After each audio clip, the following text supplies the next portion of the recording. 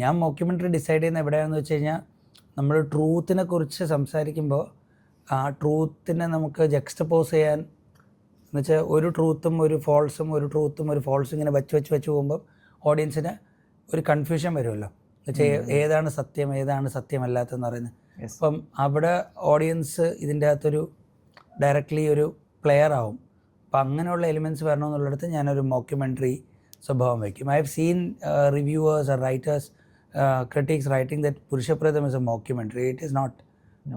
Purushapratham is not a mockumentary. So is Sangarshana. They are linear stories. And so is Mastashkan. I have made only one mockumentary, which is Avasviyam. And Avasviyam is not completely a mockumentary കാരണം എന്ന് വെച്ച് കഴിഞ്ഞാൽ real ഫുട്ടേജസും real ആൾക്കാരെ വെച്ചിട്ടുണ്ട്. അപ്പോൾ അത് documentary ആയി.